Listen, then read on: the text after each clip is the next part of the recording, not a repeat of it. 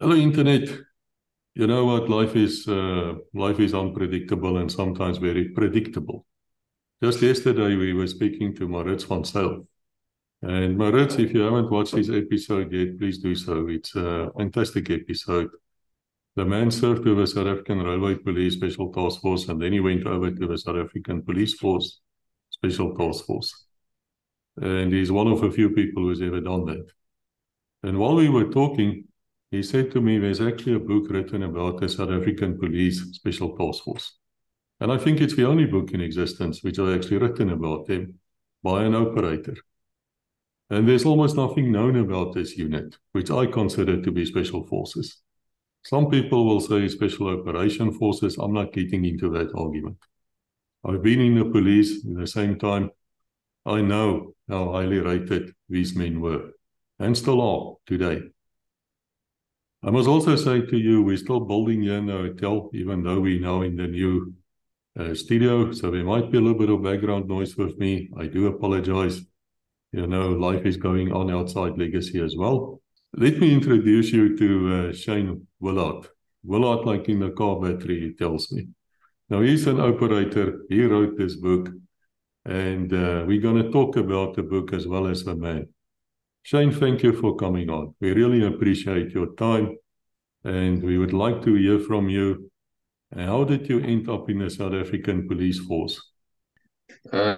Basically, when I left school, I was not sure what I wanted to do. So I went where my friends went, went to the prison service. So I was a warden at the beginning. An extremely boring job that was for me because uh, after my training of 6 months, which was actually very hard those days in the prison service, it was not easy. That probably built me, for the future to do the task force selection. But they sent me to the Centrale Voorraad Depot. I had to look after a building with the weaponry and other stuff in 6 months. It was frustrating. I wanted to resign, so I told them I'm going to leave unless they sent me to the dog unit in Nigel. So I went to the dog unit in Nigel because I love animals. I love dogs. I've trained my own dogs since I was in school, out of books, out of ordinary books. And then I spent a couple of years there with all the dogs, did training.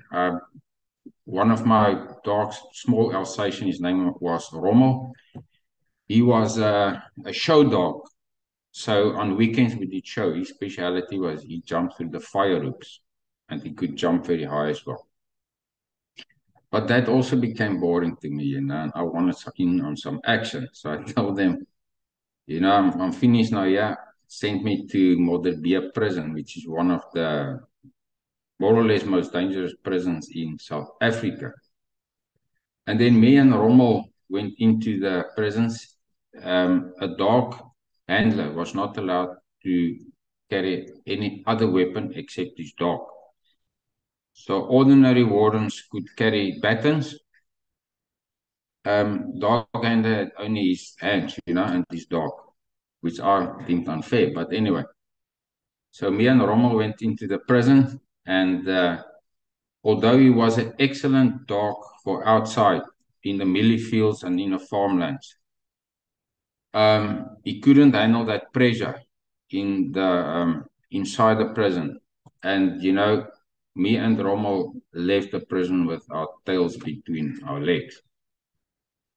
So I called the unit in Nigel, and I told him, listen, this is what happened. Please, I'm gonna bring Rommel back to you. Give me the most aggressive dog you have there.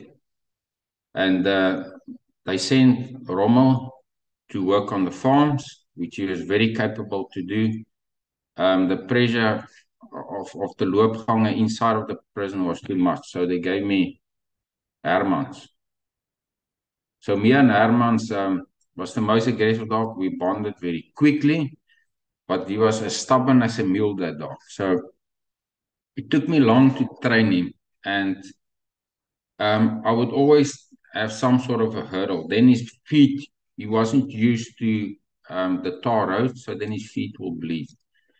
And then I will buy him I will bind up his feet. I'll put his cage onto the grass. I will buy milk out of my own salary. I would give him milk to strengthen his immune system. And then I would build him up slowly. In that meantime, I would work inside with some of the loopgang dogs, the dogs that I put on the side of the prison. Those were the most aggressive dogs that would bite their owner, would bite the grandmother. Then we would take them in, we would make them more aggressive. And that's where they would be in case of an escapee and the prisoners try to escape. You know, the dog will obviously try and prevent it. And then when it came to Herman's pass-out period, we had, or to the tackles, not this pass-out period, but to the tackles. Then we had one issue. So what will happen? You usually have your right arm would be covered for the dog to attack. So the rest of your body would just be covered by a thick leather outfit. So in case the dog misses his target, you're still protected. So then Hermans would go, he would run, I would tell him to attack. He would see, no, this is not, this right on me, it's too big. And he'll grab him. he'll grab him by the leg. And then obviously the pain, the teeth won't really go through, but the pressure of the bite, you know. And then obviously I had to take him off as soon as possible. Okay, we fixed that problem. We take prison blankets, put it on the right leg, you know, and then make him run again, because we used to run tackles for each other, because the dog didn't know color or creed. He bit what he was told to bite, you know.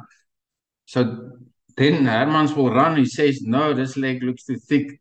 And he grabs him on the left leg. So we had to completely cover. We had to completely cover the person that did tackles. And that is what also transpired when I started working with him in the prison. He was a terror in terms of when you get attacked and there's prison riots, it's not a game.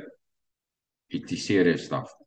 So they come with sharpened object, and if those gang members can stab a officer, he moves up in rank. Even more so, if he can successfully stab a dog or a dog handler, he moves up in rank. So it was serious stuff there. Which was good for Hermans, because once he's bitten, when we are attacked and he bites, he goes for the leg. So I left it that way. I didn't make him go for the arm, because they would put blankets on their arm. If the dog bites, they will kill the dog. So when my dog bit by the leg, I would pull him. I will pull him. The attacker will fall, and I will obviously just control the knife until I can get the knife out of his hand. And when I have him under control, I'll obviously take my dog. I will command him to let go. So that is what some of the exciting stuff we've done in a prison service. After about 4 years, I got bored in a prison service, because I got transferred to Robben Island and it wasn't the same anymore. So I got the interdepartmental transfer to the South African Police Force that time. They changed to the service after 94. And then I did a shortened course in Pretoria at the police college, because of my previous experience. And then I went to Cape Town Central, where I was an ordinary street cop. Those days, sometimes we were so short-staffed, even in those days, that I was on a Friday night and I would be the only police officer, cop, driving a complaint van. I have no second with me. I have to note the complaints and do as much as I can. It was actually exciting stuff, but wasn't preferable for the clients, which were the ordinary public at that stage. This also became boring to me, and I didn't know, am I going to keep on doing this job, because it wasn't really for me. And there's certain reasons I will not discuss on this profile. Maybe another day. We will not have time to discuss it. So then I heard this one guy I think his name was Herman, in the street when I was on my way. I did shopping or something. I was on my way back to the barracks, Cape Town Central, and I heard him speaking about he's going on a special task force selection course. Immediately that drew my attention, because when I was a little boy, I always used to play soldiers with the toy soldiers and everything. And I always used to go into the mountains with my dog and go walk and do adventurous stuff. And so I asked him about what is a special task force selection. Like a lot of our listeners now, they will not know what is the special task force. So I inquired, and I explained to me more or less what it was, and I asked him how he got in and so forth. And this guy was as fit as a wind hound. So he was destined to make the special task force selection. Right, and now I thought, how am I going to get in here? The one girl that works with me at the cop shop, can't remember her name, short little girl, she said, a friend of hers is married to a special task force operator. She contacted her, he contacted me, or I contacted him, and he put me on the selection, which was approximately 3 weeks away. Now, for a physical endurance selection course like that, you have to train months and months in advance. So I would always have trained a bit, and then I would slack down for a couple of weeks, and then I'll train. So I wasn't in perfect condition. So I basically gave it my best, and I knew I had to get my muscles prepared for the physical endurance, which I did. So off I went to Pretoria. I did a selection course. I didn't really know what to expect. The selection course is a thing of its own. The stories from there onwards is written in the book. So the audience of people that's interested, they can purchase the book and then they can read it after that. I made selection course. It was tough on my third day into Fastpaid. I had difficulties kind of walking, but I just went through it and the pain and everything disappeared. But obviously, my mental strength was more than Herman's, because I saw him the first day and the second day I didn't see him again. The guy that everybody thought that will make it did not make it. So after the selection, when I returned to the Cape Town Central, because that was where I was stationed. So now I made a selection successfully. So now they have to transfer me. So the commander in Cape Town, the station commander, has now to release me. He has to write the release note. So now I was still deployed there. I still had to work. So I put my camo uniform on with my flashes, and they didn't like that, So I have to work in my blue uniform. Well, okay, at least I can put my wings on, And then the station commander, when I had to fly, he said, no, you're going nowhere. You're going to stay here. I'm short on staff. I said, I don't think Major Fryer is going to like that, Colonel. I turned around and marched out of there, and I called Major Fryer. Yeah, he said, no, just hold on. Major Fryer obviously called General Blackjack. General Blackjack rained down on this colonel, and he immediately signed my paper and wanted me out of there. So then I went up to Pretoria. We lived in the barracks. We were almost never there. Sometimes we were out on operations. I calculated 1 year, 11 months out of 12, I were not in my barracks room. I was on operations, doing training, doing extra courses to earn my operator's badge. And I say that for a reason, because you have to earn it like a professional qualification. You have to earn it. You can't just wear it when you've been on a unit for 2 or 3 years There is certain criteria that's set in almost in stone from the beginning, where people like Maurits van Zyl, Karel van der Walt, and other guys sat down, and they did this in a official meeting where everybody, the whole unit, had input. Those rules are set down in my book. Readers are welcome to read about it. Okay, Koos, what else you want to hear? I have a lot of questions for you. And I'm very glad that you were in a prison service because we never had any prison service people here before. And I want to invite anybody from the prison service, please come and tell us your story. We don't look down on the Kavana. I just want to say that to you. We really want to hear your story. My own brother-in-law was actually a psychologist in them. I think he ended as a lieutenant colonel. So I've heard about the tough training at Kroonstad for you people. And you confirmed it to me now. Am I correct in the first place when I say it was at Kroonstad? Was it Kroonstad correct? It's like deja vu. And I won't get into why it's deja vu. People that knows will know. I returned there for some operations, but yeah.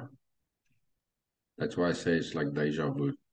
There where I started my career, I almost returned to again. Yes, I read between the lines. I just want to say for the international audience out there that the South African prison service was really not a civilian type of Mickey Mouse guys who just wanted, I don't know, an easy job. It was quite military in outlook, wasn't it? Absolutely, absolutely. The training was really tough. I mean, what I can remember one morning very clearly. Our two instructors were young guys. You know, they went through a tough instructors course, almost like a mini selection. I never did it, so I can't elaborate on it.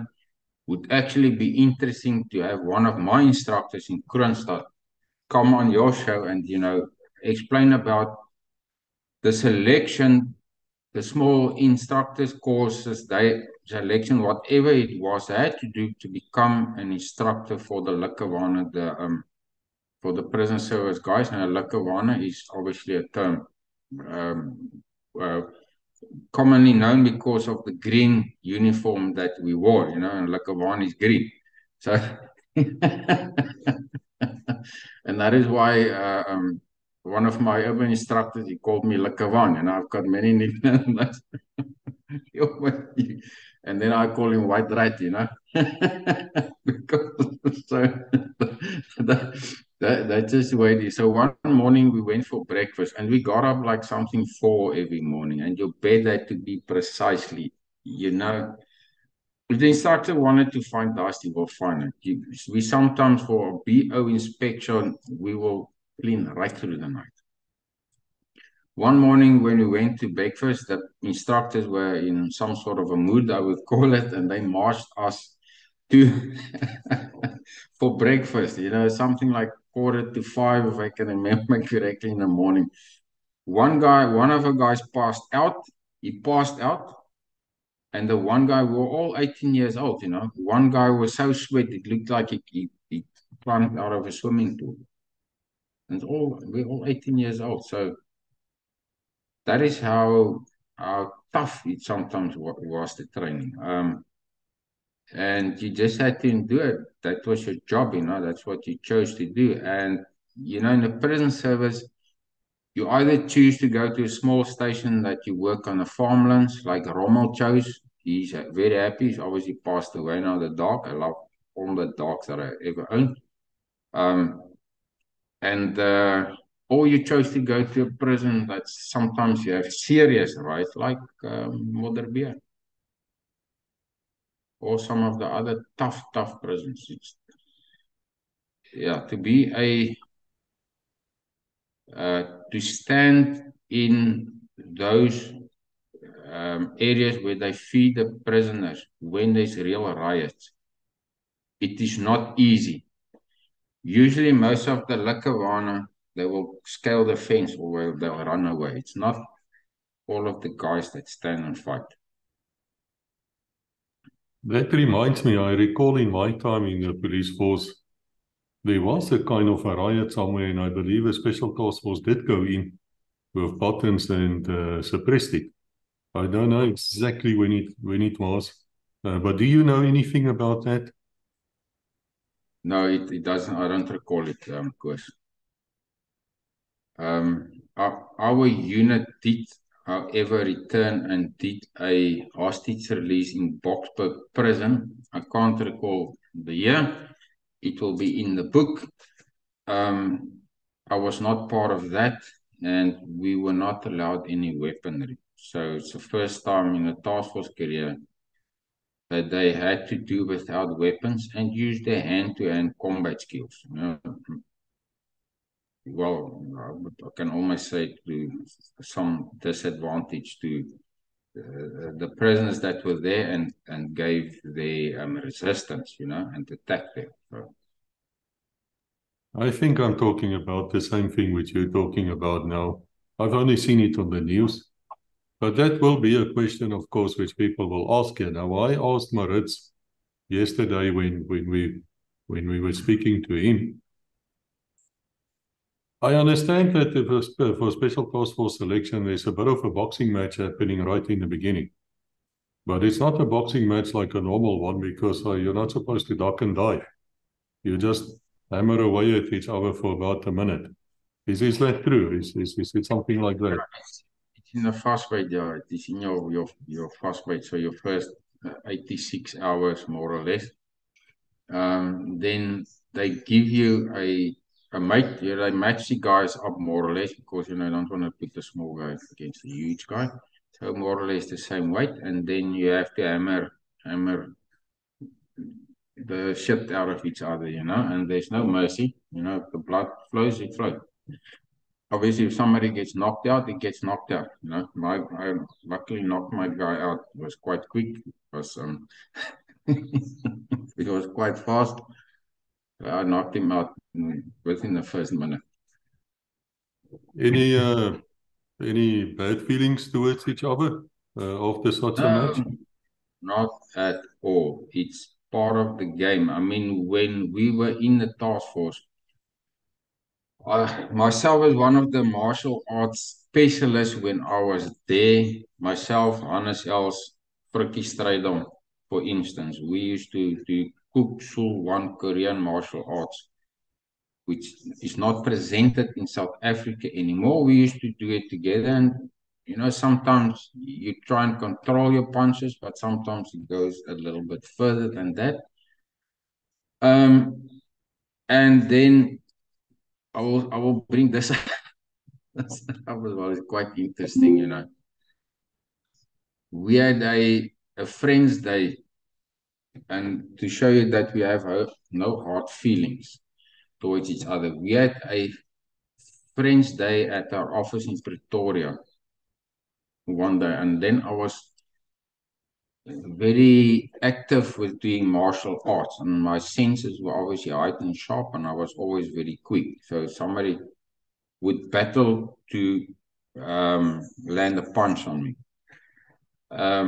And I had one guy studied for attorney, other guy is a professional hunter, and then you can bring your friends over, they come to the task force, and then we all have a couple of drinks and snacks and whatever you want to, and we can mingle with each other. And now I was talking to my friends, having a good time, and there comes Milies from the Aarde,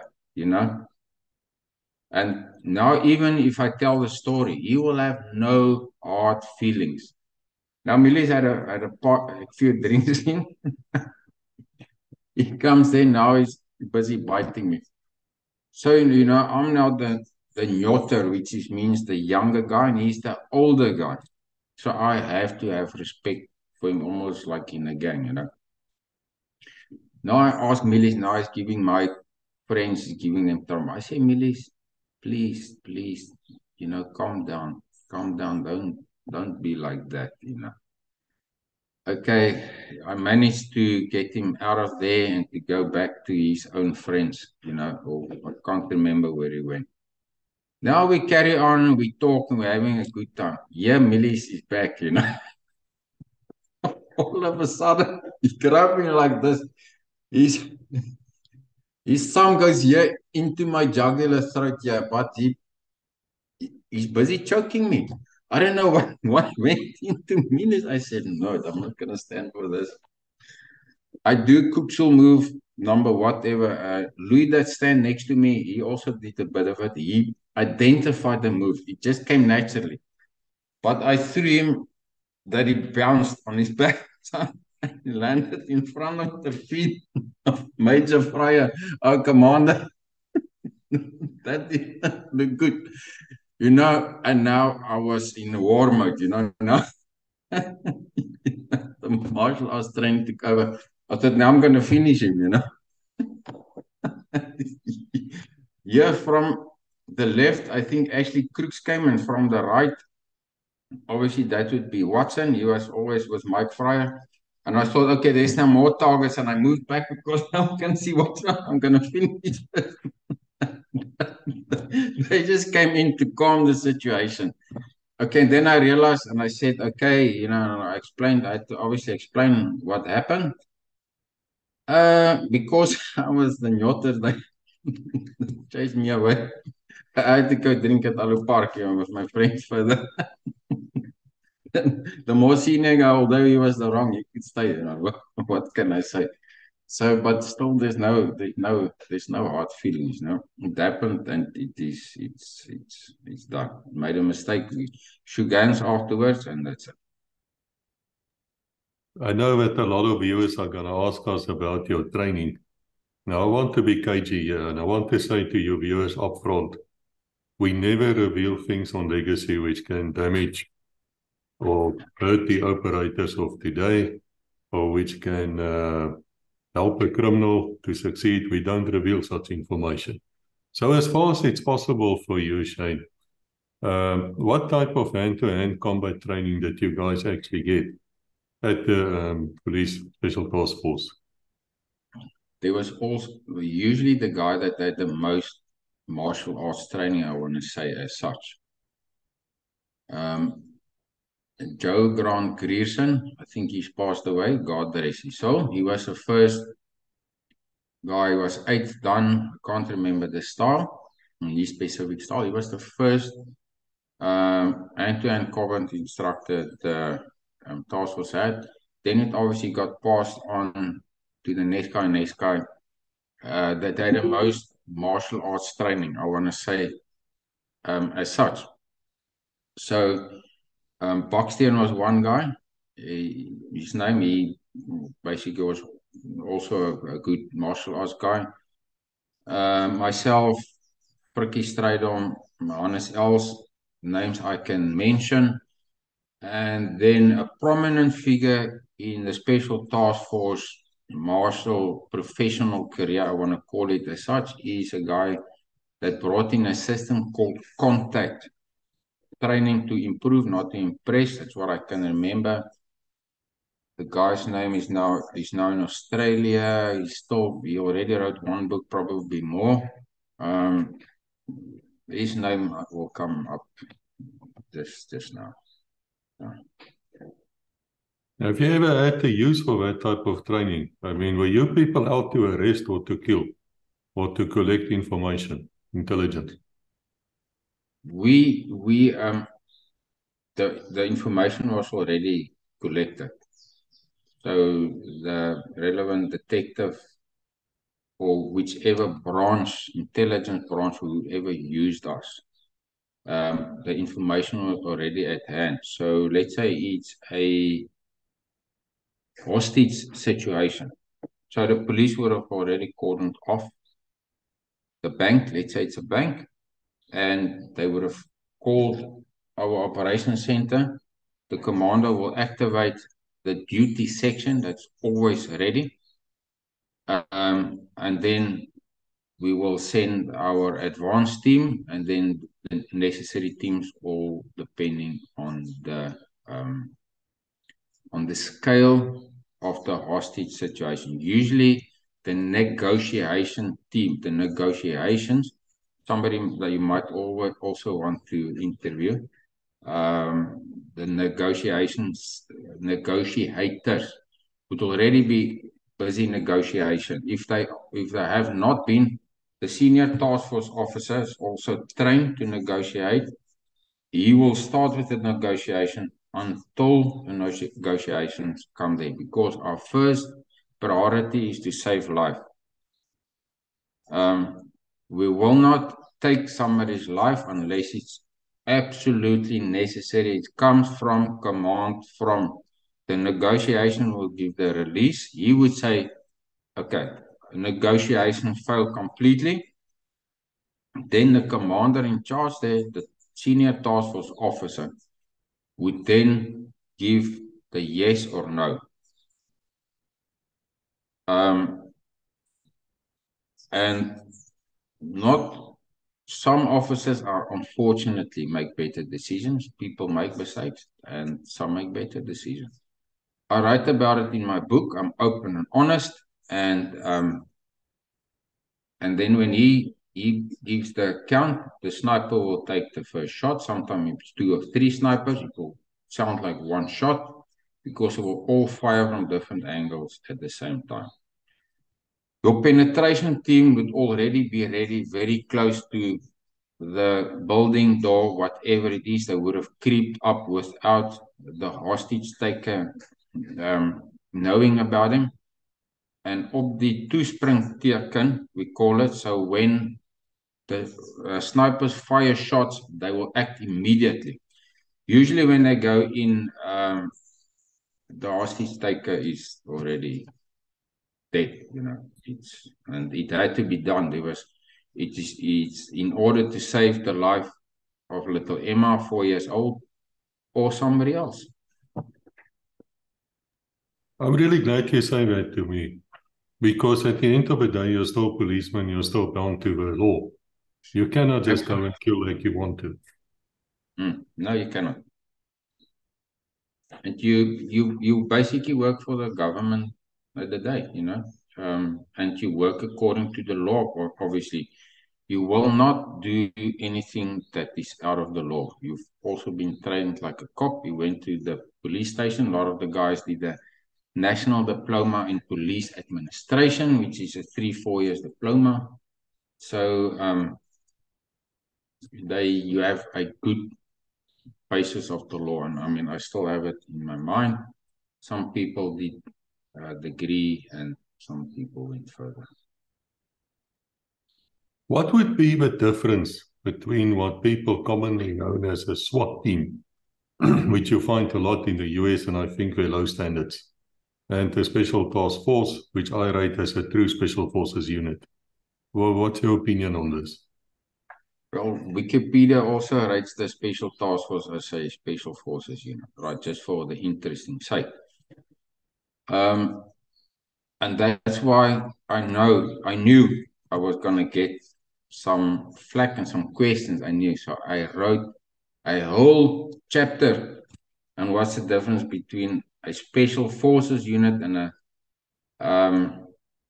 specialist unit, if you want to call it as such. I mean, I can't now recall everything. So in detail, I set it out. You know, it might be tweaked a little bit, but I set it out there. Anybody can challenge me on it. I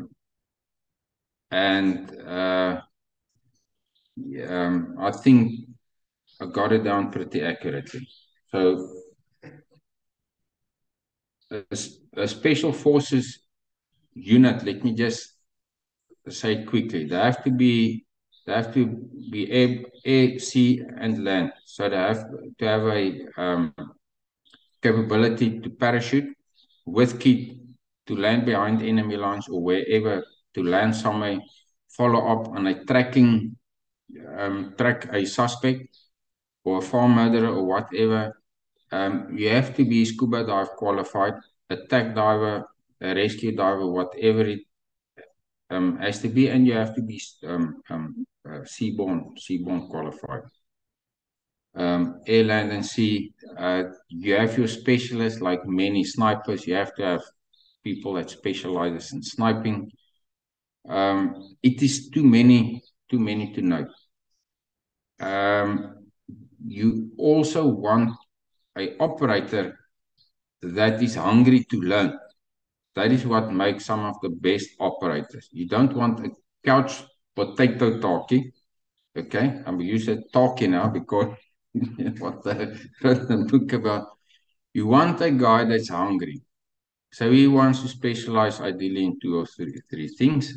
He just places, and probably a guy that's not married, because at the beginning, because you want to expose him to all the jobs, all the training, all the courses you want to build him. You want to form him like putty almost, so that he can become from the nyotter, which you are when you started a unit. You want him to be a fully fledged operator. That takes approximately 3 years in total. I have a question. Yes, sorry, carry on. Don't get me started on talking about the operator's badge, because it is we'll speak about it a little bit later. I've heard that to get the operator's badge, you had to actually go on operations, and then the senior constable, sergeants, warrant officers, they will vote whether you were that operator's badge or not. Is that true? Yeah, you first get your wings, yeah, when you've done your selection and you've obviously completed it. Let me just say, in the previous years, when I used my words correctly, once you fell off, like I write in the book, any part of the selection. So if you've gone through everything and you're on skydive and you can't skydive, you get thrown off selection. If you want to come back, you come back next year and you start from the beginning. I think now I don't want to speak about the task force now. I can speak very little about them because I left end of 2002.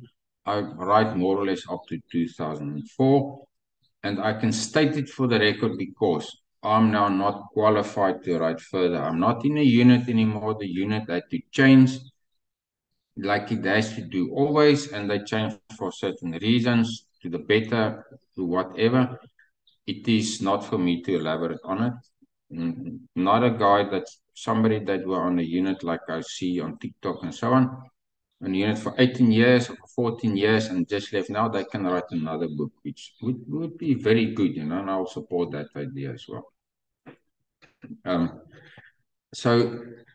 I think now if you go through certain phases and you pass it and you fall off, then you can come back next year and you can climb on the selection, which I don't agree with, but it's just my opinion. Certain guys like Willie Kleingeld, he's as tough as nails. He did 2 full selections. And there's more than one of them. I did my one, and it was tough enough, and I've got many stories to tell about that. Yeah, I'm sure there's a lot of stories in the book. Okay, let me explain the operator's badge quickly. A lot of these things I discovered when I had to do my research, proper research, to be able to complete the book about the special task force. Your professional qualifications are worn on your right chest, not your left chest. Your operator's badge is a professional qualification. You had to go through a rigorous task force selection course and complete it successfully. You had to obviously be airborne qualified. You have to be dive qualified. You have to be explosive qualified. Then you had to do some extra courses like VIP protection, which everybody has to do. And then you had to do another course where you specialized in at least. That's the bare minimum, like sniping, rock climbing, rescue, rope work, which I was the lead instructor after Colonel Saki van Rensburg left. Medic, there are many facets to specialize in. So you have to have specialized in something. You can't be in an office for a week or 2 weeks. Right. Again, I'll speak up to 2004. If they change the rules after that, I, I, I will not elaborate on that. I cannot elaborate on it. So your bird, the falcon needs to fly towards your heart. So it's a professional, like a degree you study. This is, I write about it in my book. The people that's interested can obviously read the more fine detail. So it's worn on your right chest. The bird flies to the heart. Okay, the peregrine falcon in our case. And just for interesting sake, I've redesigned these two badges to be of high quality according to the heraldry. The falcon, for instance, will even have a red eye if you look very closely to it. What happened later on is the police got a name badge that came on your right chest. So it would say Willard and have this big badge on your right chest. So there was no place for our bird anymore. So they moved the bird to the left chest. Interesting, very interesting. I took out of some of my lockers, some of my tactical clothes, which I hanged in my cupboard, and then I discovered, you know what I discovered, which proves that this operator's badge is the original old school correct badge.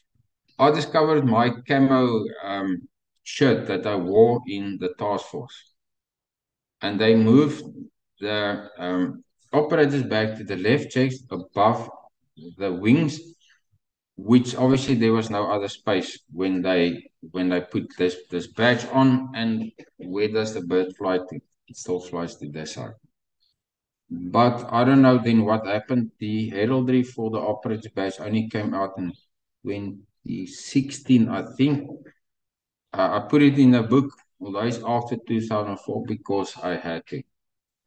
Regarding the operator's badge, I mean, I'm a factual man, so I work on facts in everything I do. I have to have the facts of the matter. So this now is my camo uniform that they made for me, and I took it out of a locker. So if you look at this now, you see here's the new badge that I created with my name. I can always have it. I will not wear it unless I go hunting, then I can obviously wear it. And there you see is the wings. They moved the operator's badge here. Where's the bird flying to? He's flying there. He's flying away. He wants to be on the right chest. So obviously they had to then change the heraldry probably so the bird could look towards the heart because he has to fly towards the heart. So that is and I have to say for all of the naysayers, because the only negative feedback I got of my book was some of my own kind. And I have to just prove them wrong. So there's the facts now. For all the young operators now, they know the history. So this is what you call the legacy. And I'm glad that you have a podcast like this. And I'm very glad because I was now the only guy that spoke out about a special task force because I wrote a book and people invited me for podcasts. But now somebody like Maritz is also speaking out. Yeah, you guys are all welcome here. I mean, we need to get the stories out as far as we can. I remember you people had a 101-kilometer walk, which was part of your selection. Can you tell me something about that? Because it's a lot of distance in 24 hours. You have two walks. One is in the mountain area close to Waterval, which is 2.5 hours north of Gauteng, close to Thabazimbi. Then you have a walk. You have to walk through the night. It's about 100 kilometers, probably 101. They call it the 101. Then you have to walk continuously right through the night with basically skin gear, not a lot of gear on you. Then when you pass out, your last walk I believe might not be correct. If you did a 101, they might have reduced the Kalahari walk, which is at the end from 150 to 100. If you have not done it, you've done your 150 kilometers in the Kalahari. I think we only did 100 kilometers. So they sometimes change the selections around a little bit. And like I said, they sometimes do it, they adapt because you have to better, the unit have to better. You have to adapt according to the circumstances. So we did the Kalahari stop, or 101, which were there in the mountains, on the dirt roads close to Tabazimbi. And then we did a 100-kilometer walk in a Kalahari in the desert, in the sand and stuff. And then, you right at the end, that is your final walk. And then you get some of the guys who want to give up, but then that's where the group pulls them through and you carry that individual. What is the instructor's attitude during selection? Are they nasty or nice or just indifferent or all of this? Yeah, that's a good question.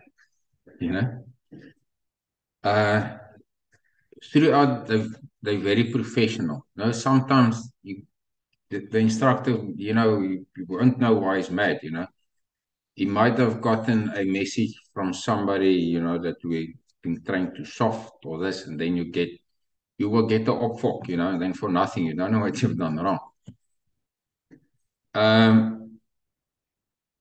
For instance, I'm not going to try to mention the name. When I was on selection, then right at the end, one of the senior instructors there that's were on the each selection course, one of the urban instructors, he started picking on me, and we were already quite advanced in our selection course. And I don't know why. I just said, yes, Sergeant, no, Sergeant. Yes, Sergeant, no, Sergeant. Constantly. And when I finished my Kalahari stop, and I said, it's all over. You earned your wings. That was after the parachuting phase. I went to the instructor. I said, Sergeant, will not mention his name. I don't think you'll mind, but I said, Sergeant, why did you pick so much on me? I said, must we go out and sort it out in the bushes or what? We were quite wild there, because I thought he had something personal. Let's go sort it out and then it's over. He said, no. He just thought I could have done better. That's what he said. And I really didn't understand it until this day. And, it was over. So we sorted it out right there and then. And then we had some good operations together. I was in the flying squad in Pretoria, and a few of us tried selection, not me. I know my limits in life. And these were tough buggers, to be honest. They were fairly fit guys. They came back in 2 days and they were white around the face. I think one of them said something like, it was insane. Yeah. What's your feeling about the people who sadly did not make it? We didn't make the selection. We have to admit they failed for whatever reason. There's two things I want to say about it. The guys that fell off, they just closer to their calling. We each have a calling in life. Okay, and it changes over the years. You must just be true to the course, if I want to put it as such. They just closer to their calling and they find what they're better in. We all have our skills, our skill set, and the task force selection and other selections are not for everybody. The second thing I want to say, we finished selection 13, 21. We were the largest selection. I don't know yet, maybe there were other selections that were more, but up to then, and we were 26 guys. We were extremely strong selection. Blommy, that passed away, God rest his soul, he said out of his mouth, and nobody can say anything about it because he was extremely senior instructor. He said selection 13 were one of the toughest selections they ever had. Up to then, obviously. And nobody will call me, some people probably to, congratulate me, but what he said, and he won every selection, the course leader. And that's what he said. So we were 26 guys. So one of the guys that fell off was the guy that I boxed with, at the beginning. Unfortunately, one of the guys are my good friends. And I can't really remember the other three. They didn't fall off. They didn't give up. They were tough. So we were set down one evening. We didn't know what was going on. So the instructors sat in front of us. One of them was John van der Linde. And then you had to sit on a chair. And I said there was two chairs. I didn't know why. I sat on the one and I was told, no, I have to sit on this one. And I went, okay, yes, sir. Or what his rank was, a warrant officer. And now they question you, like ask you certain questions. And then you obviously answer them the best you can. And I was one of the guys that were warned, because like they were not sure they're going to keep me or let me go. And there was a few of us. So let's say more or less 6 of us were warned. I think Hannes Els were one. I can't remember all the guys. 21, 26, 5 of us of the group, because they tried to break us on weekends again and again, and we kept on grinding, and we will pull up the guys and as a group we went through. We were just extremely strong group. So they probably got word from the commander or wherever the group is too big. It was they never had something like this before. So they let 5 guys go. And they shouldn't have done that. Those instructors made the wrong call. They shouldn't have let those guys go. Only if you fall out of your own accord, or you fall off with psychologically or whatever. You should not let the guy go. Let him get to the office. At the office, you'll see if he shapes up or not. They made a mistake there. And I've probably told it to them before, some of them, and I will tell that here on international podcast. What would be the failure rate? Let's say you have 100 recruits. How many of them will, under normal circumstances, actually get to a parachute wings being awarded? Of course, most guys fall off, about 50% fall off on pre-selection that have started in certain years. We had none. You just rocked up and then they felt like flies in the first day.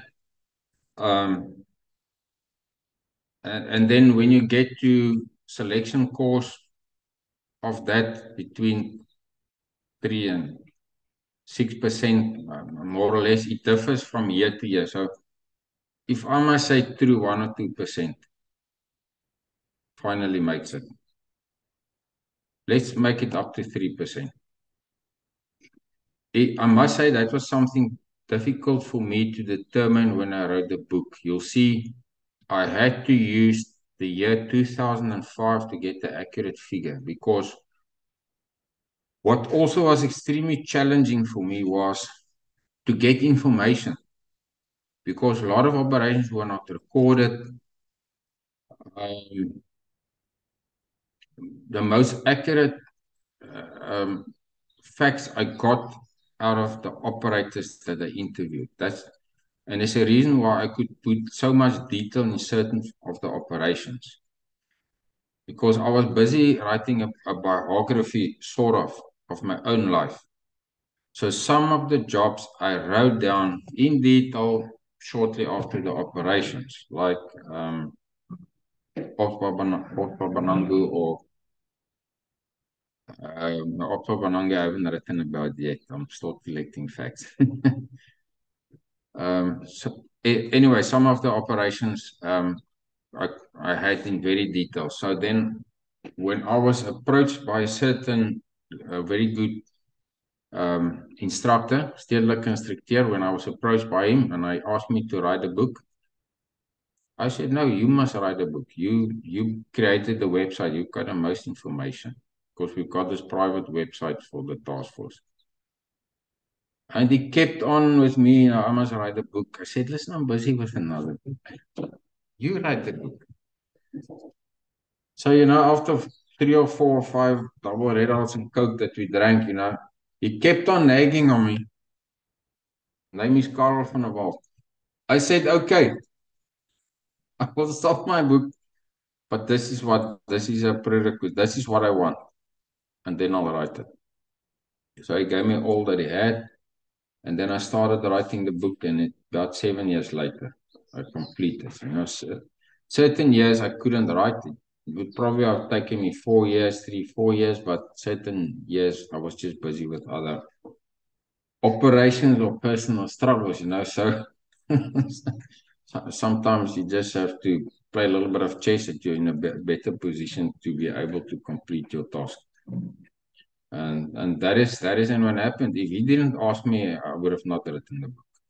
It's like most people, you don't start off writing a book at 10 years old. It's not a life, what do you call it, desire. It just happens.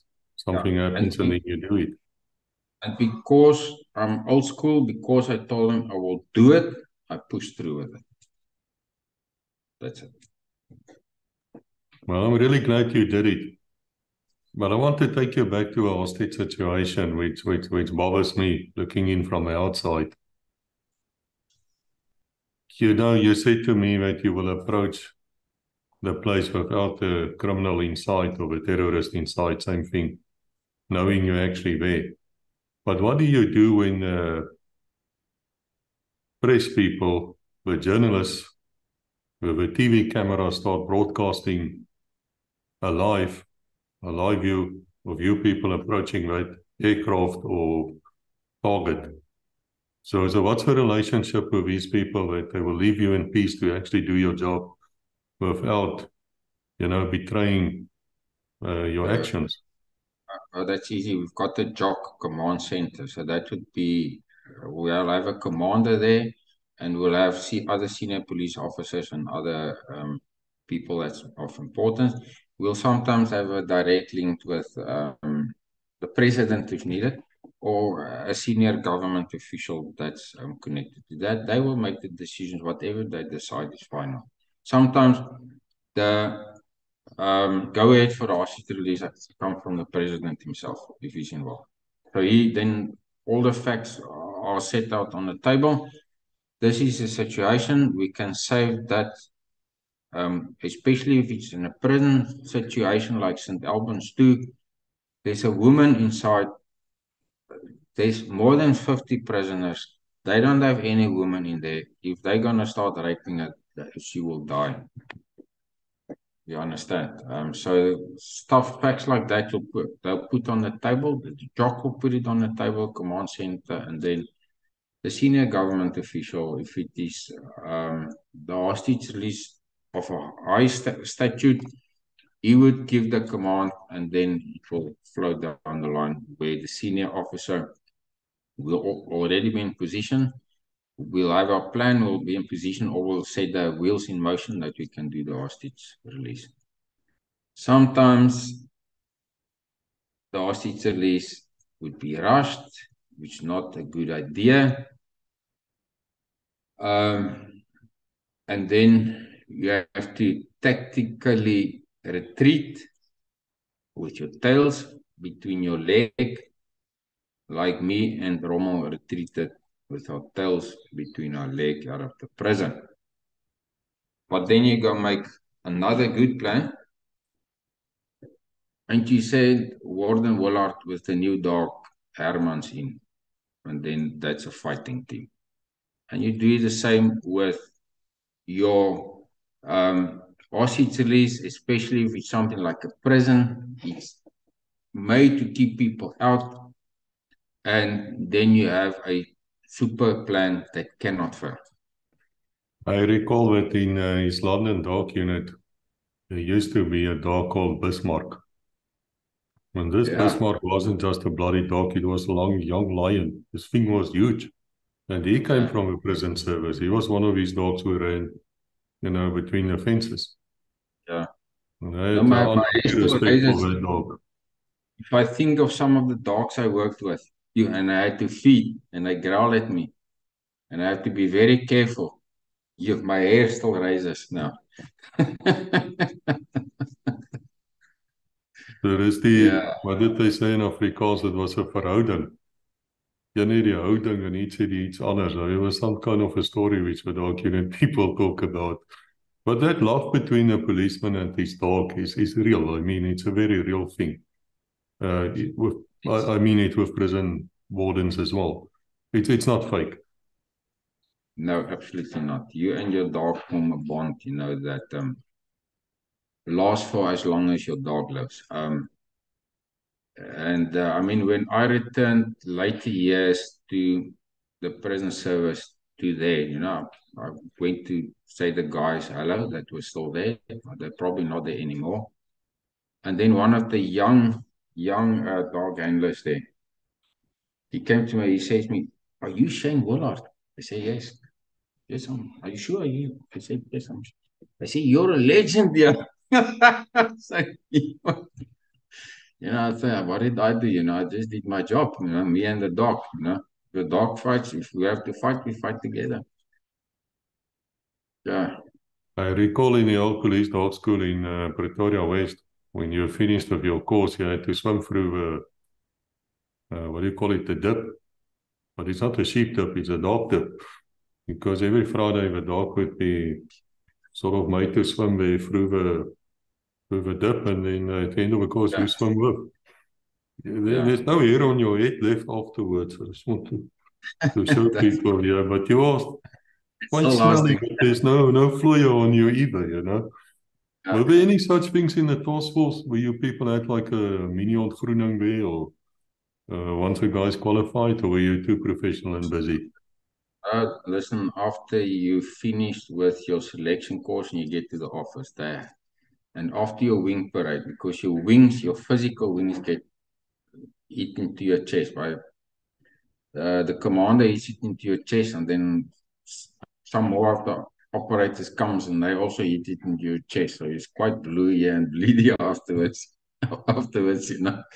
And you think, why are they doing this? But actually, there's a purpose for it. Then they make you swim through some sort of a surity muddy channel, what I can remember. They make you drink a lot, Then they give you, I'm going to call it a cup. I don't want to go into detail there. They give you some sort of a cup to drink out while you're lying in those muddy waters, and then you have to, it's some sort of a mixture of alcoholic beverage, which tastes horrible, and you have to drink that. When you come out of there, now you can care with the money, now you can, with the operators, you can, and that feeling is absolutely magic, it's if you're floating on air. And then, I want to talk to some of the operators now and then. Now I have to down my drink. Later on, it's time to go to sleep, that's it. Quite vividly recall those moments. So the esprit de corps amongst yourself were very, very high. Still today, I mean, you people don't talk to anybody outside. I'm surprised, actually, that Maritz and yourself arrived here, because you're like a completely closed group. The only way inside would probably be through your book. Absolutely. And you also see on the book, it would say, it says here, one of the world's foremost elite special forces units.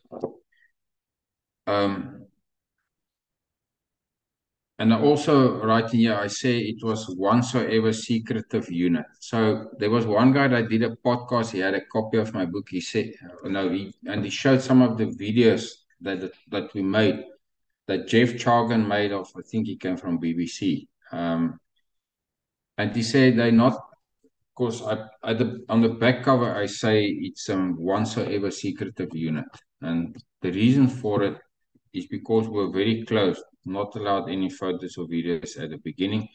Now it has changed after the commander, the old commander, Mike Fryer, God rest his soul, he's passed away.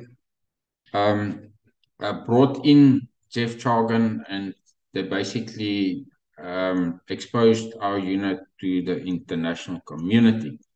Was through those videos, they're all available, most of them on YouTube. So this guy that did a postcard, and he basically showed some of our videos, and then he said they're not so secretive because you can see the guy's face.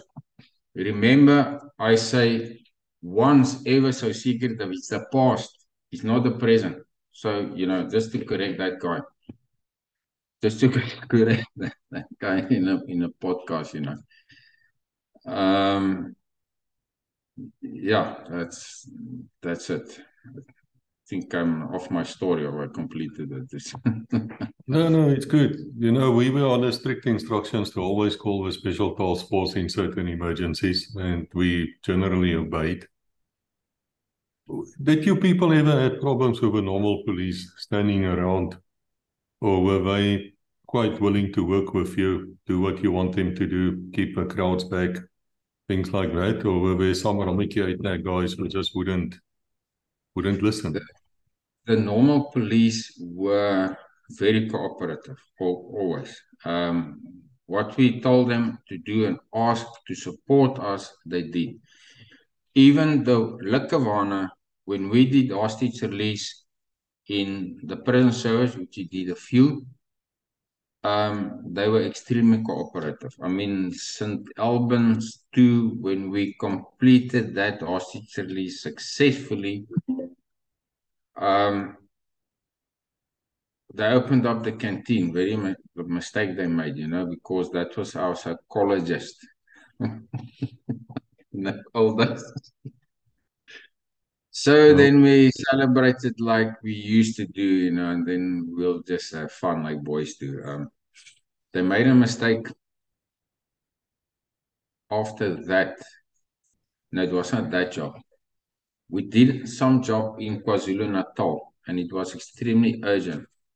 They flew us in with choppers, like Kings. They flew us in, and they dropped us on the DZ, and we did our job. And then they decided, no, they're going to use the cheaper option. They're going to drive us a police bus back to Pretoria. Not the task force, don't do that. I'd rather fly them, We had this horse and trailer, and then we had this bus at the beginning, and then we had these rows of seats, and the more prim and proper officers and senior guys sat in the front, way in the front, and then we operators, honor officer, we sat in the back, and we formed two groups, and we tried to steal one of the operators from the other group. So then we had to protect each other, but we were already, well seasoned, and the boss was battling to keep the bus on the road because of all the commotion. And then when you manage to steal one of those operators, we would all bite his backside, and then all these blue marks. So you didn't want to be stolen by the other group. So we fought. We fought to keep your group safe, and I think we lost 2 winners. Flew out. So they stopped that exercise. They always flew us in. We had to go. Yeah. I was trying to tell people here at Legacy that it takes a special kind of courage. I'm sorry about that noise. Let me talk quickly. It takes a special kind of courage when you know you have a desperate criminal or a terrorist, same thing, armed, right inside the building, trapped, and you have to go in and either take him out to arrest him or to dissolve the situation. Am I correct if I'm saying that? It's quite hard. I mean, there is going to be a fight, and there's only going to be one outcome. Someone's going to die when you people go in, unless there's a surrender. That's absolutely, basically already summarized it. It's negotiator will try and negotiate, explain to the guy it's best to give himself up. Lots of the criminals, if they hear the special task force is there, they hand over their weapons immediately. Because they know the outcome. And then, like previously mentioned, once if negotiations fail, and usually as well, if a shot has been fired, a lot of the time on the inside by the hostage taker, that's an extremely aggressive sign. He might have taken somebody's life if there's more than one hostage, and it's usually best to act quickly after that. Yeah, it's fascinating you say this to me because I know it, the same happened in the UK in the old days. That we felt that the IRA guys would surrender when they realized that the police handed control to the SAS. Then they would just say, it's okay, game's up, walk out. But a few years ago, something dreadful happened in Johannesburg. Uh, some dark unit members, and I don't know if the flying squad, they entered the house, they stormed the house, and a lot of them got killed. I'm sorry to say. They should have called the task force. Yeah, Uh, do you think the task force is called often enough, or were these people, and I'm not blaming them. Really, I don't know what happened. Perhaps you know what happened that day. I don't know. What year was it? I'm not too sure what year anymore. It's at least 10 years ago. But they went into this house. I think they were searching for drugs or something. And they were basically ambushed. They walked into, I believe, some Zimbabweans who were military trained, and they just Yeah. shot them. Yeah, that is a situation that I should have called in a task force. Now, I've not really been following them since I left, and obviously I wrote the book and everything. I would, for instance, follow them when they do that UAE SWAT games. Badly, when they did it years ago, they came third to last.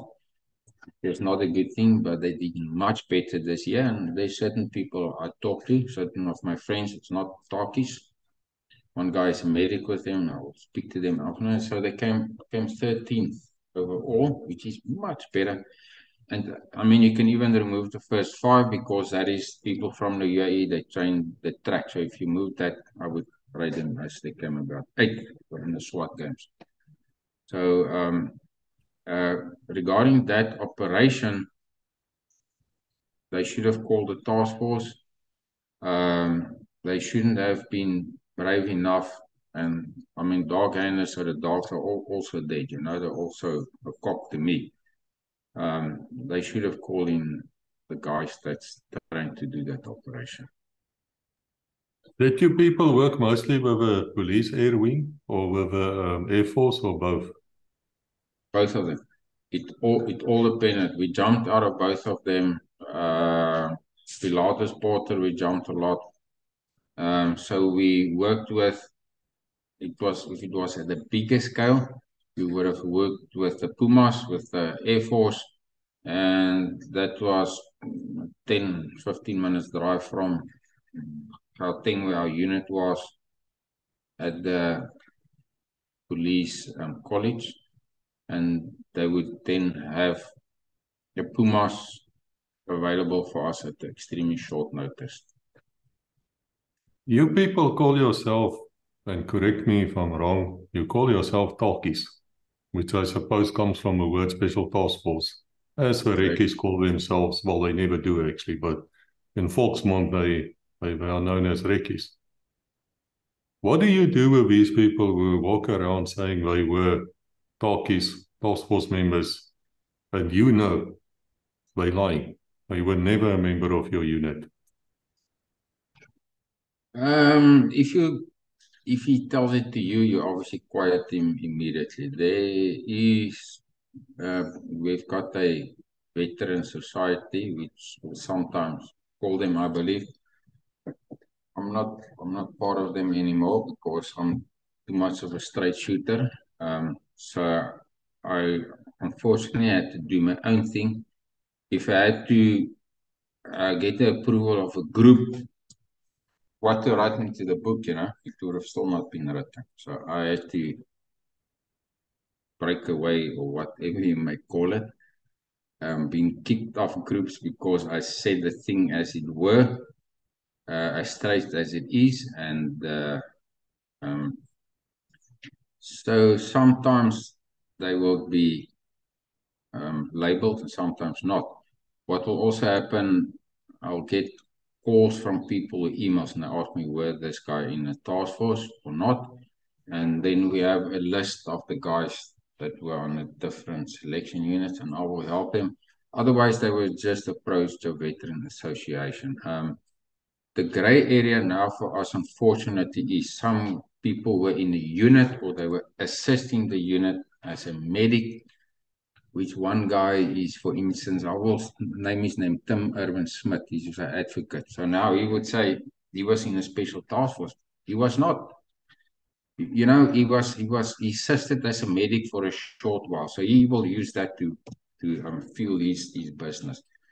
And, you know, just say I was a medic there. I never did a selection course. He would never pass it anyway. You know, I'll tell it to him in his it's the way it is. Just on your profile, just elaborate exactly what you did in a task force, you know.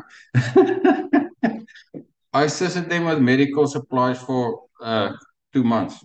So that is what you do. He was never operator. He never jumped out of the planes. I'm sorry if I hurt anybody's ego, but we have to be factual about this. No, I think you have to be. I mean, you're either operator or you're not. You either made the selection or you did not. If you were a cook, then come out, be man enough and say that's what you did at the unit and people were grateful for you, but don't try to pretend you're something you're not. You're going to be called out. It's not worth it. Yeah, if you study for a degree and there's one subject that you fail, even if it's only one subject in your last year and you keep on failing that, do they still give you your degree or not? No, they don't give it to you. It's the same as the operator's badge. If you don't fulfill all the obligations, the criteria that's set down almost in stone, you cannot wear it. So if you were not a diver and you can't dive, you're not supposed to wear the operator's badge because it's air, land, and sea. I have to ask you a personal question, Shane. Did you ever feel that because you're English speaking, that people were not treating you with the respect they would have done to an Afrikaner guy in the police force? No, not at all. See, my mother is Afrikaans and my dad was English. They sent my sister to an English school, and I went to my grandmother, that was a Boere Tannie, and she beat the English out of me. So they sent me to an Afrikaans school. So that's why sometimes, you know, when I speak in my tenses, my daughter would correct me sometimes. You know, Dad, it's not easy, it's R or whatever, but, you know, I still get the point out there. Let us speak about this book of yours quickly. And I have to say to all of you listening here, I say to you it again, I mentioned it earlier, this is the only book you can get as insight in this super elite unit. If you don't read that book, you're not going to know. And even if you read the book, there's a lot of things, I suppose, which you people could not reveal and be respected. But let us say somebody here wants to read the book, and a lot of people will. And I will leave the details in the description. What do they do to get hold of this book? Must they contact you or click on the links? Or perhaps both? Or contact me?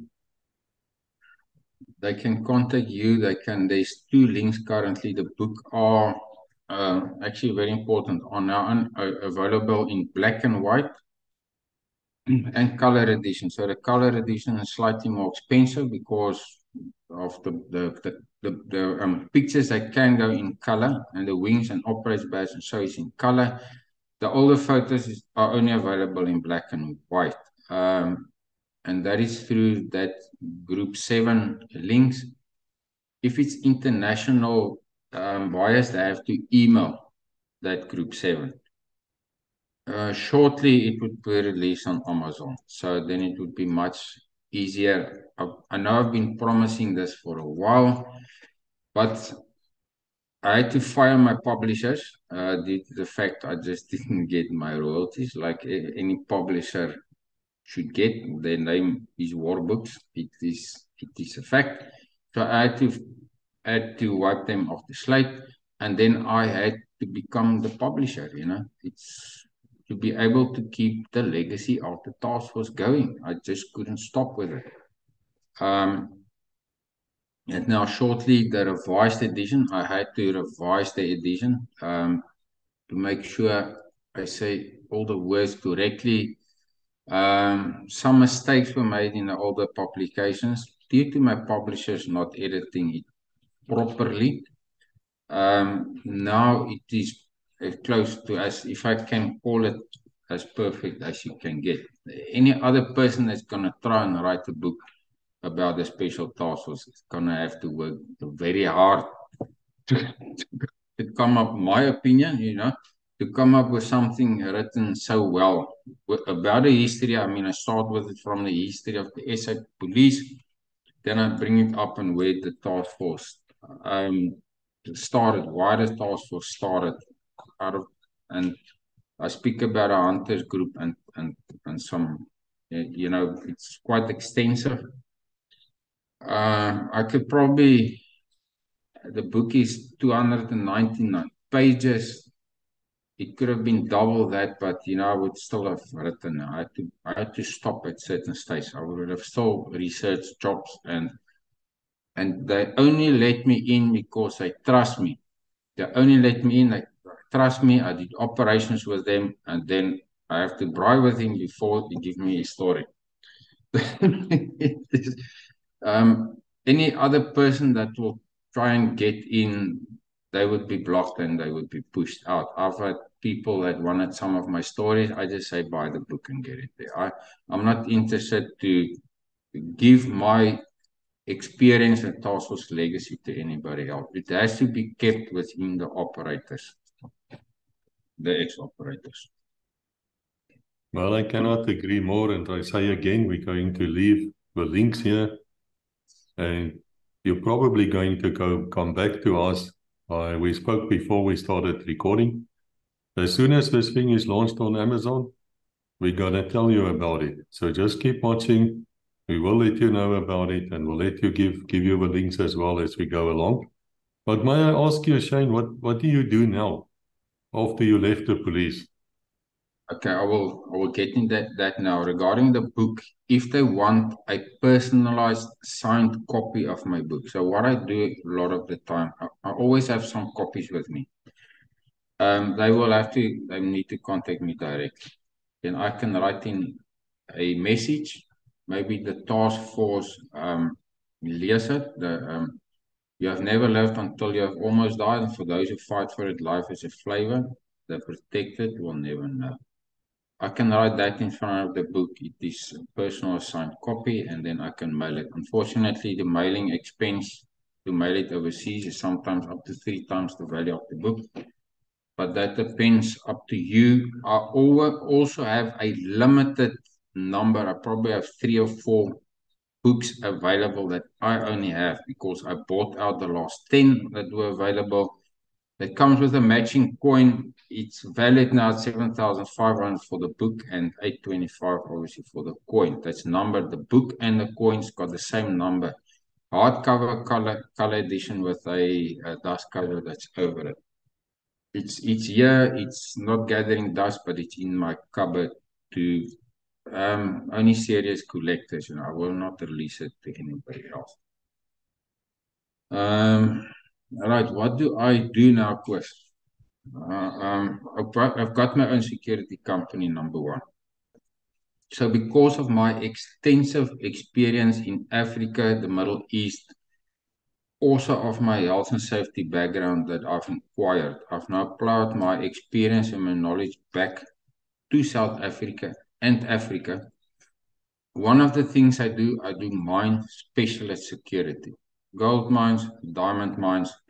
I know how to do investigations. It's easy for me to suss out where the problems lie in a mine, to do the investigations, to give to the client the recommendations, what they need to do to be able to suss out the criminal element, I would say, as such. And then when they do the recommendations, their production would increase. I'm also sometimes contracted out to oil and gas companies, where I consult for them. One client, I basically demobilized the project where I wanted it demobilized 31st of March. And only later when I returned to the office, I learned that the director said,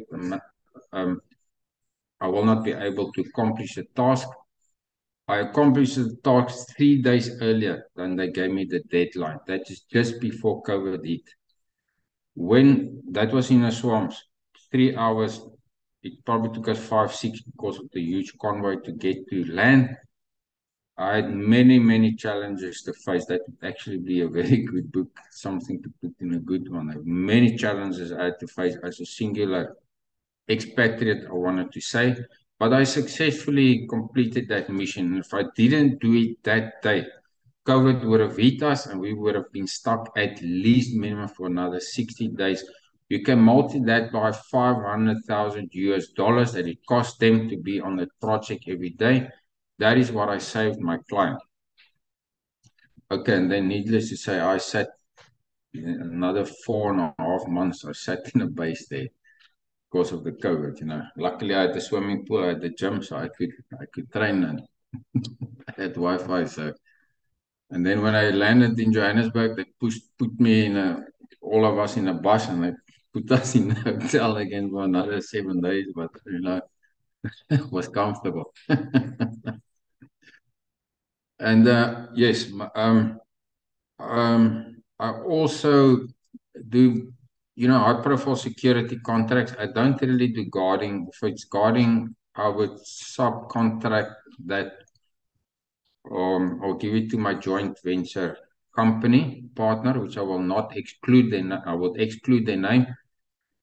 I also have hobbies, like I do embroidery on t-shirts like this one that I wear here. I've also have intellectual property that not everybody is happy about the name, but if I injure their ego, it's their problem, not mine, which I call Real Operator.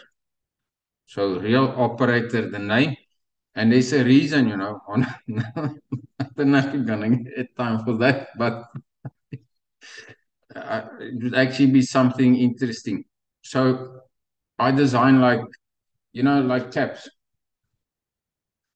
That is now my Real Operator logo.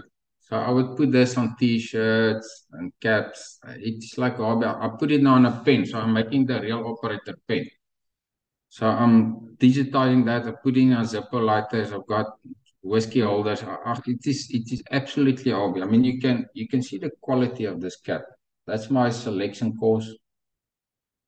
Okay, now I first want to show on the side. That's an operator's badge. If you look closely, you can see the red eye. According to the heraldry, I did it specifically, and then that is my captain rank, the 3 stars, and then you'll see it reads there.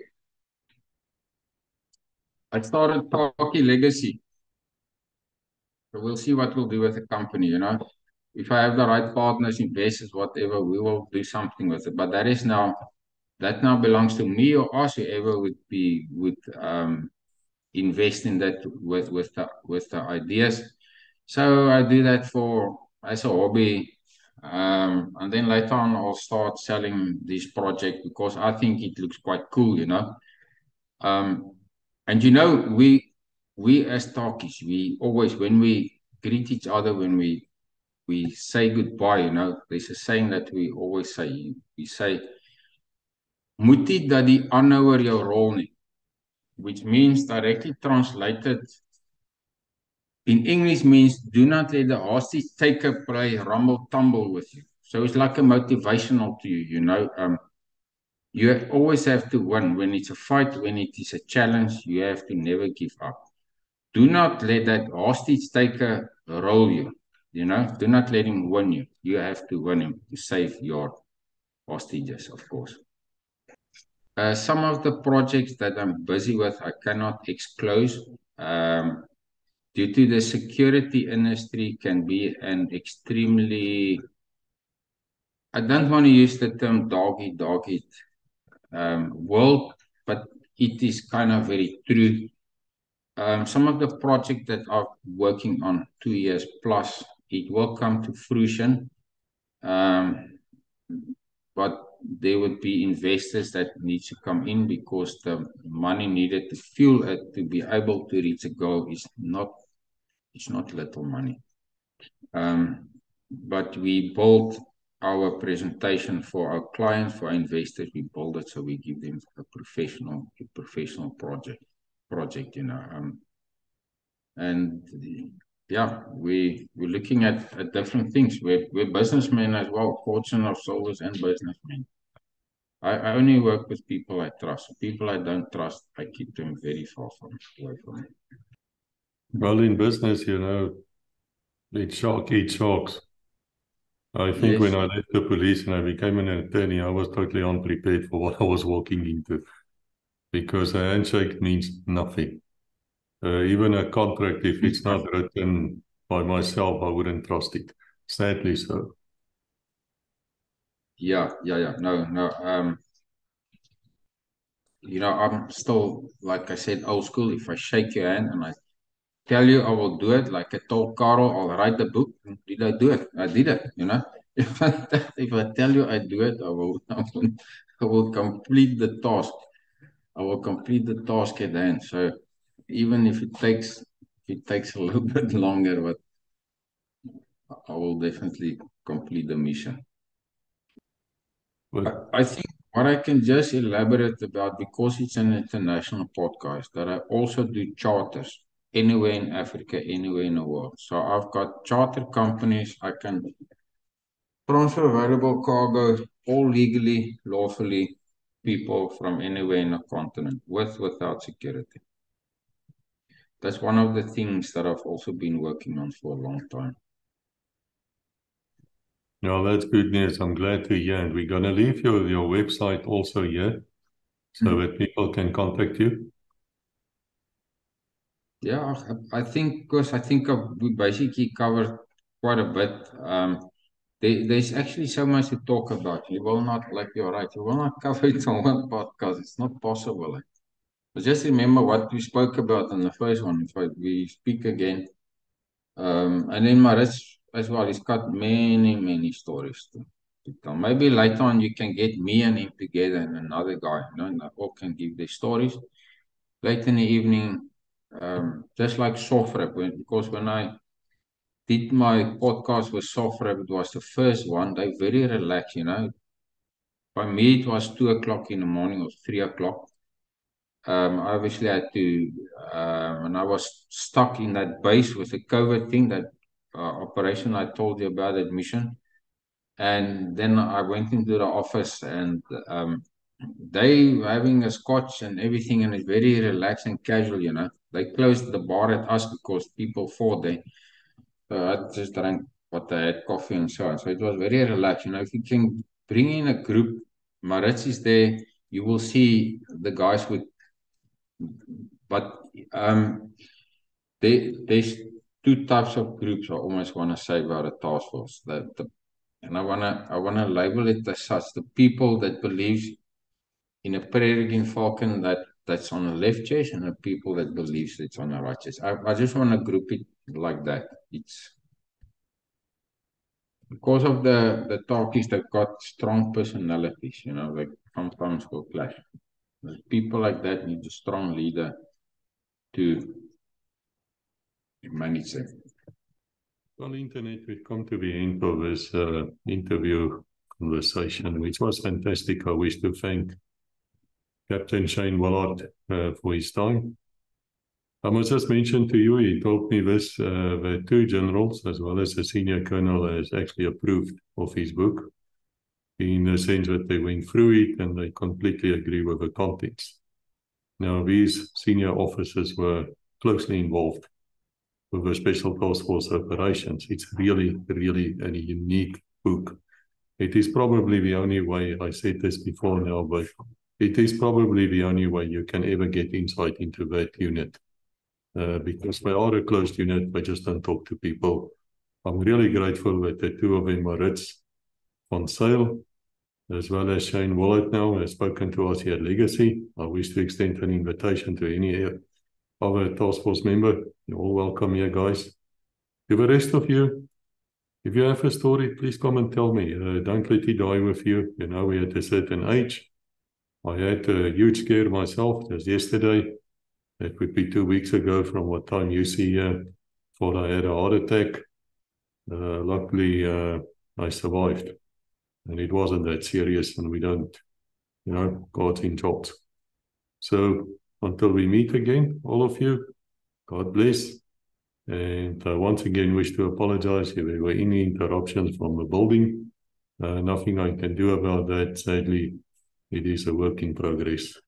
So once again, thank you. Spread the word. And if you have a story, come and tell us.